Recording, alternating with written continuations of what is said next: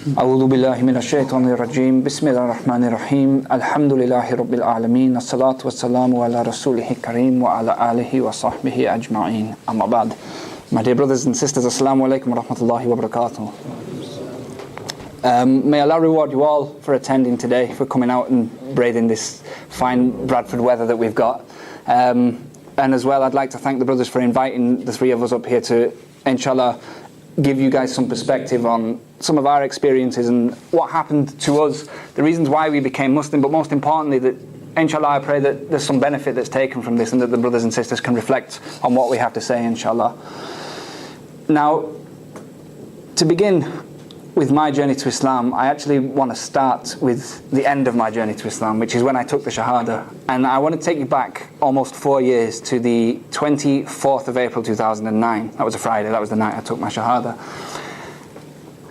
The feeling of becoming Muslim, from coming out of Kufr and into Islam, is not something that, as I'm sure the brothers on stage will agree, is not something you can describe.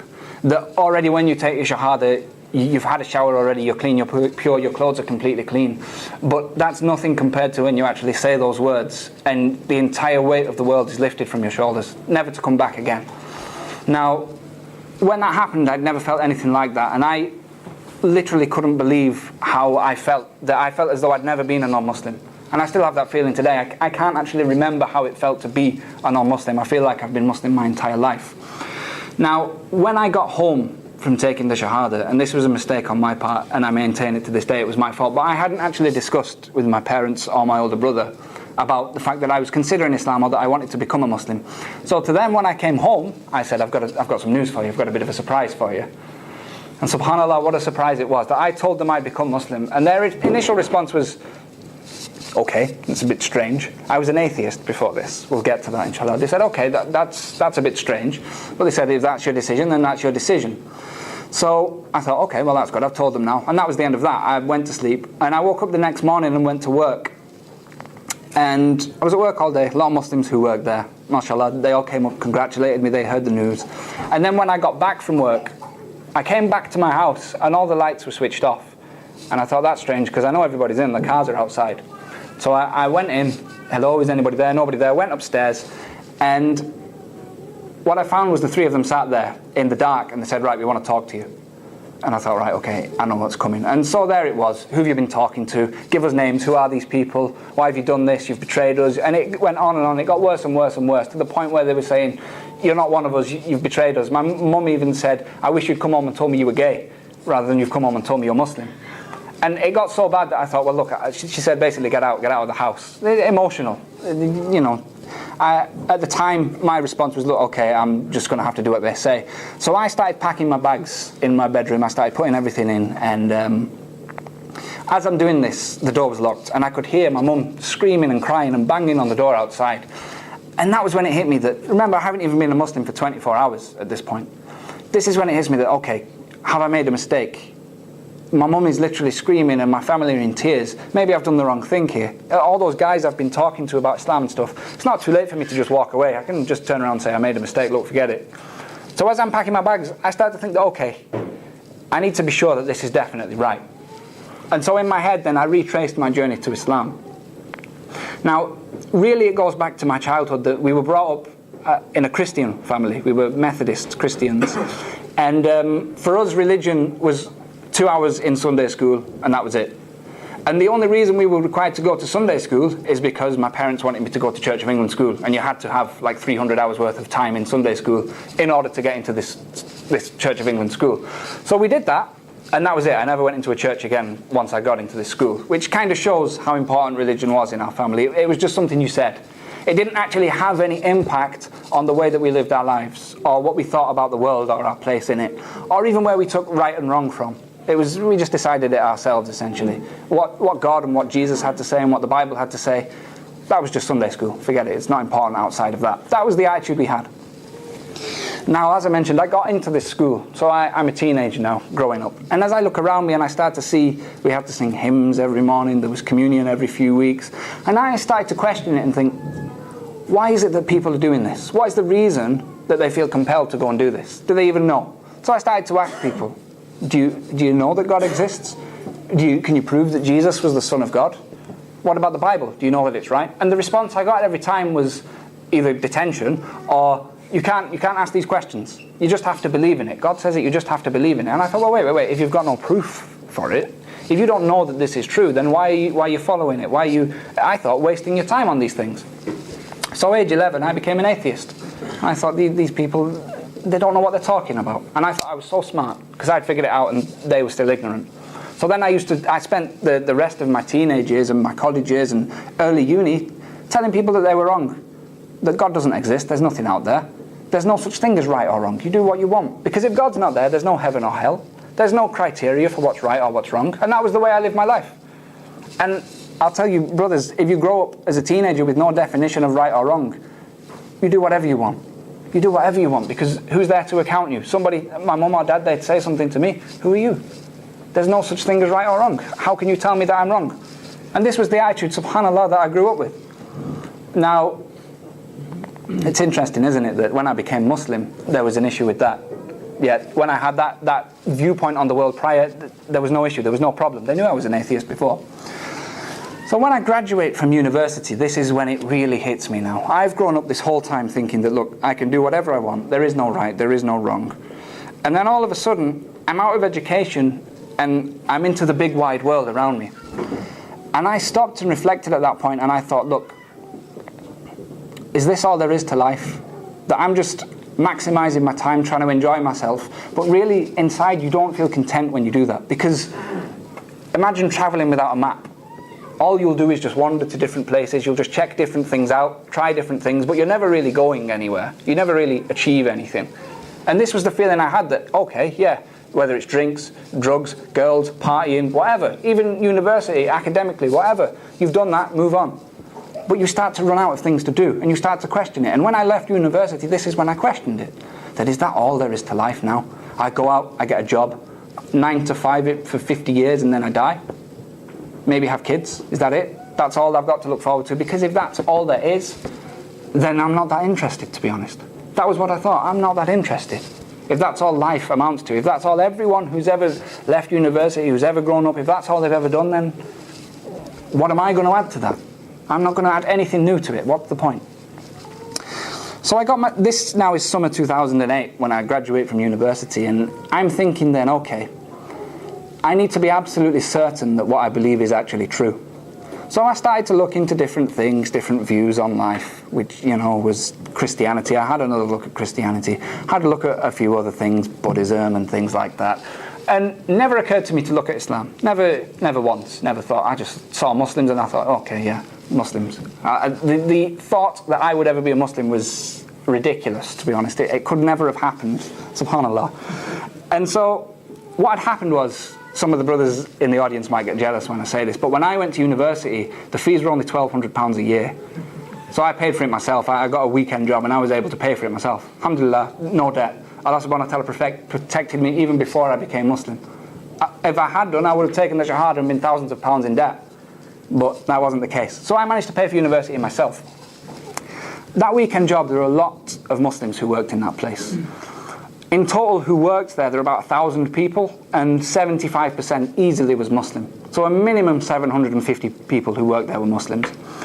And during my time there, I'd made a lot of friends, and you know, we'd had discussions and debates, and like I say, I thought I was so smart. And there were brothers there who used to come to work reeking of attar. I didn't even know what attar was at the time. I used to think, that guy's wearing perfume. And there were people who came, they'd come fully dressed in the thobe, they had big beards. In that whole time I was there, guess how many people actually spoke to me about Islam? One. Of 750 minimum, one spoke to me about Islam. And all that happened was, he saw me one day whilst I was going through this process of reflecting on things. He saw me in a bit of a state, and he said, are you okay? You look a bit down. And I just said to him, just casually, I just said, look, I've been thinking recently, is there more to life than what I used to believe? And his eyes lit up when I said this. And he said, you mean, does God exist? And I didn't mean, does God exist? But he said, do you mean, and I thought, well, I said to him, well, not really, but I'm willing to discuss it.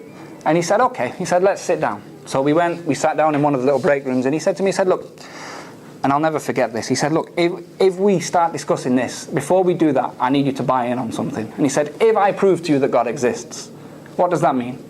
And I said, I thought, this guy's never going to prove that God exists. So he said, if I prove, what does it mean? I said, okay, if you can prove it, that means I have a creator. That means right and wrong exist. Heaven and hell exist. That means I'm accountable for my actions and that I have a purpose. And he said, okay. He said, if you prove to me that God doesn't exist, I'll stop being a Muslim. I thought, all right, okay. Great. So he said, we won't discuss in work. He said, we'll meet outside of work and we'll chat about it there. So we did. That Friday we met up, we exchanged numbers, met up outside of work, this little restaurant, and he brought 2 other brothers along. And we started chatting about basically, where did I come from? Why am I here? And he said, this was the question that was put to me, where do you think you came from? I thought, easy, I came from my mum and my dad. He said, okay, where did they come from? My grandma and my granddad, where did they come from? Okay, we came from the monkeys. This is what I was thinking at the time. We came from monkeys, evolution, so on and so forth. Now I thought, okay, I'll just throw them with the evolution argument. They didn't even entertain the evolution discussion. They said, okay, let's assume, for argument's sake, that even if there was such a thing as evolution, what starts that? The Big Bang starts that. Okay, what starts that? Now, the subject of where everything came from, what started the universe and creation, they don't really have an answer for that. For years and years and years they said it was the Big Bang that started it. But even now, today, scientists are saying themselves, admitting that, look, an explosion, a bang, is a reaction to something else. It's a reaction. So something has to have come before. Therefore, that wasn't the start. There was something prior to that. So I went away and I started looking into this. And the principal explanation they use, that they have various ones, and they try to use science to answer it, is that, look, matter collides with antimatter, and you have an explosion, and that's the Big Bang. And because matter is 1 and antimatter is 0, the universe came from nothing, because 1 times 0 is nothing. Now I saw that and I thought, right, look, that's a very clever bit of science. That's really clever, whoever thought of that. But then what struck me is that, look, brothers, if we were to go outside now, we'd be crazy to do it because it's snowing, but if we were to go outside now and say, right, let's have a game of football, would we sit around and say, right, look, the ball goes into the net once, that's 1 goal. It goes into the net twice, that's 2 goals. If you tackle him and break his leg, that's a foul, it's a red card. Offside, none of us really know what that is, but offside, would we start going through the rules and explaining them? No, we wouldn't. Why? Because we already know them. We already know the rules to football. Now, if matter collides with antimatter and then there's a Big Bang and that creates the universe, what that means is that the rules of the universe were in place before the universe existed, which is impossible. Who wrote the rules? They have to have been decided by something else. So, on that premise, you understand that, look, this can't have been the beginning, there has to be something prior to that. And you can keep going and going and going, that, look, whatever created this thing, created by this thing, created by and you just go on and on and on, until you come to a realization that, look, whatever came at the beginning, whatever started it all, by definition can't have been created by something else. Because if it was, then it wasn't the start. So the premise that you take that argument on then is that, look, if this thing that came at the beginning wasn't created by anything else, there are only 2 explanations. Number 1, it created itself, which is ridiculous. You can't decide to create yourself if you don't exist.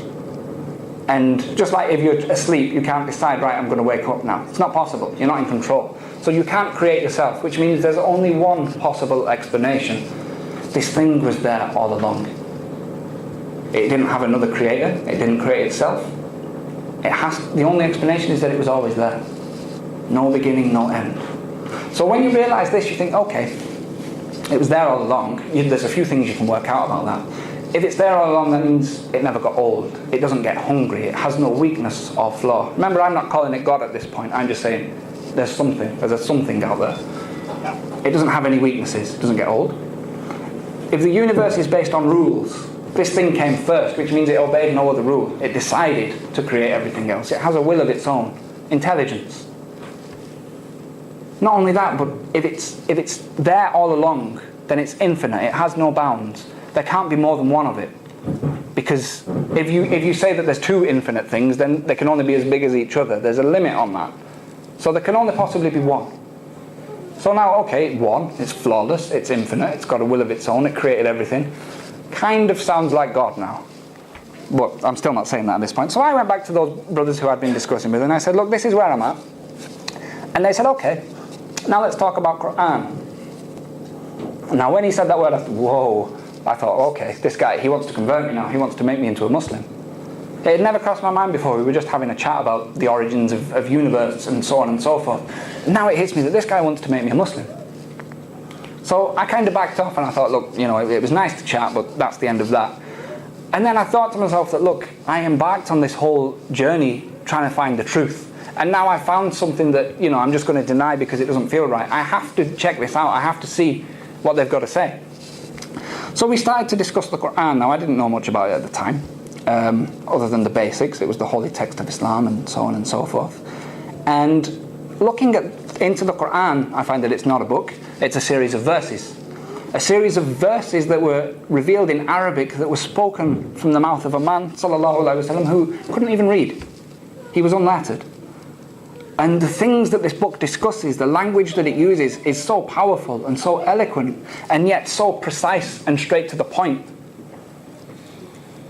And what is the Quran essentially? That it's not just a series of stories. The Quran is what? It's a book of law. Have you ever taken a book of law, of British law, off the shelf and start reading it? It's not like the Quran, even in English. It's official paragraph 1.2.3. The plaintiff says da da da da. It's like that. It's really official language. Do not go through a red light until it turns green and da da da da da. But the Quran, a book of law, isn't like this. The language within it is so powerful. And this book is revealed at a time when the Arabic language itself was pretty much at its apex. There were, as we know, there were poets in Mecca and Medina at the time who could speak the most eloquent Arabic, tell the most fantastic stories. And one of the signs that the Quraysh used to try and show that they were number one was that they had the best poets. And they actually used to send them to challenge Muhammad sallallahu alaihi wasallam. And the Quran issued to these men a challenge, because as we know, a lot of people tried to refute the Quran. It said, look, the challenge was shortened and we're short on time, so I'll give the essential version. But the Quran said, look, if you disbelieve, it's in Surah Al-Baqarah, if you don't think this book is from Allah subhanahu wa ta'ala, then all you have to do is create a surah like what's in this book.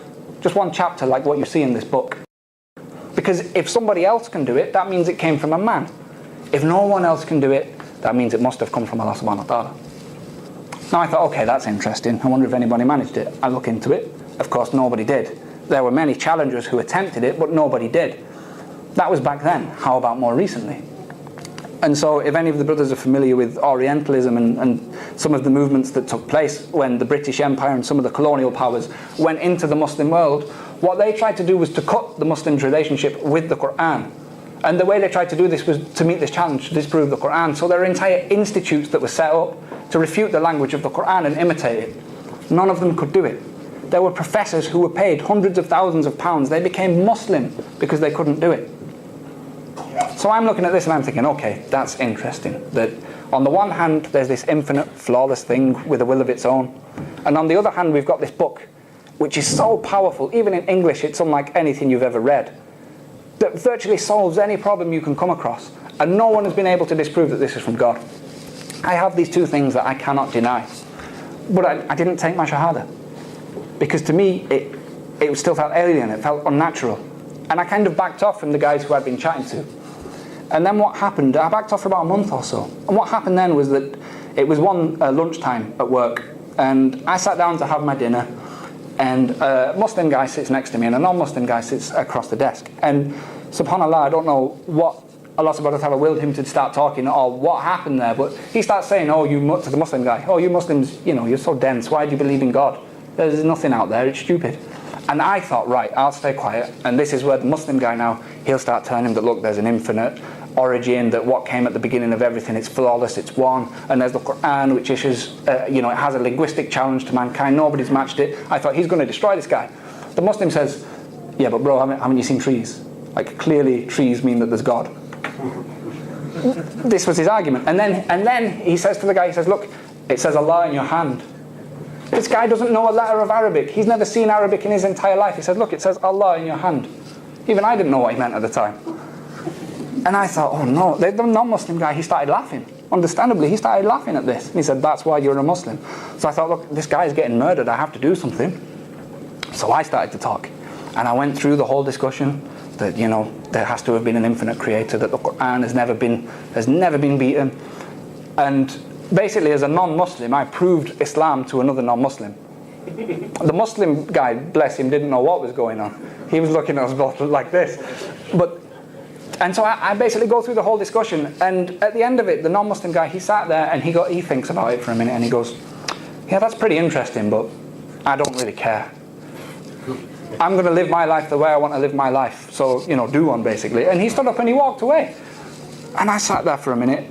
The Muslim guy, he just kind of left. I don't think he knew what to say. And I sat there on my own for a minute thinking about it, and I thought, man, this guy's an idiot.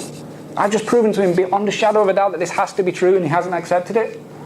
And then it hits me that this is me. I know it's true. Why haven't I accepted it?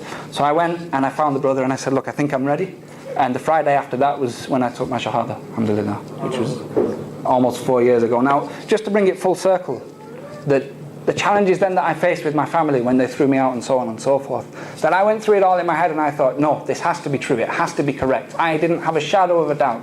Therefore, if this is true and I know it's true, then any challenge I'm ever faced with, it becomes irrelevant. Because I know that Islam is the truth, and I know that Allah subhanahu wa ta'ala has essentially got my back. And so I left that night, and then I came back, moved back in with my parents, and slowly but surely the relationship improved to the point, brothers, where it's now better than it ever was with my parents, that they see how much more reliable, how much more trustworthy I am. To the point that I recently brought my arm, I've still got the sling here, brothers, I took it off to do the talk, that I brought my arm about 6 weeks ago. My mum, bless her, has taken me every single Friday to and from the masjid for Jummah. The same mother who, they haven't embraced Islam yet. Inshallah, if brothers and sisters can make dua, that's all I ask. But look how that's changed. Because I knew confidently that Islam has to be true.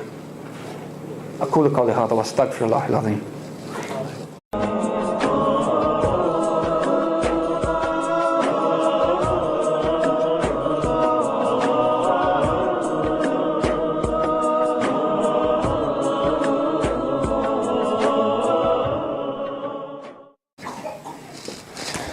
أعوذ بالله من الشيطان الرجيم بسم الله الرحمن الرحيم الحمد لله رب العالمين الصلاة والسلام على رسوله الكريم وعلى آله وصحبه أجمعين أما بعد. My dear brothers and sisters, Assalamu alaikum wa rahmatullahi wa barakatuh. May Allah reward you all for attending today, for coming out and braving this fine Bradford weather that we've got.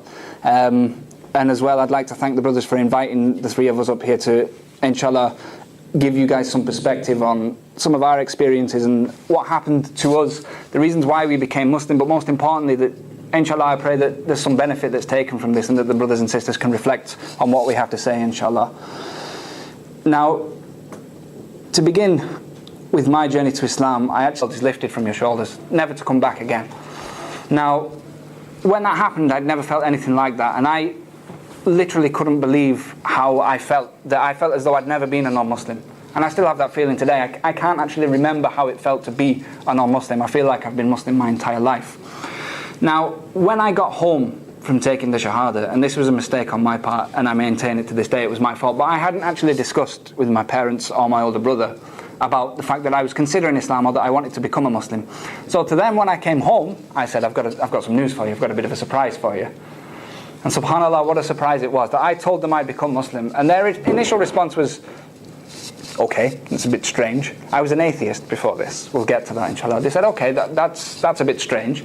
But they said, if that's your decision, then that's your decision. So I thought, okay, well, that's good. I've told them now. And that was the end of that. I went to sleep, and I woke up the next morning and went to work. And I was at work all day. A lot of Muslims who worked there, mashallah, they all came up, congratulated me, they heard the news. They want to start with the end of my journey to Islam, which is when I took the Shahada. And I want to take you back almost 4 years to the 24th of April 2009. That was a Friday, that was the night I took my Shahada. The feeling of becoming Muslim, from coming out of Kufr and into Islam, is not something that, as I'm sure the brothers on stage will agree, is not something you can describe.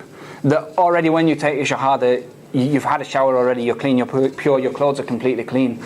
But that's nothing compared to when you actually say those words and the entire weight of the world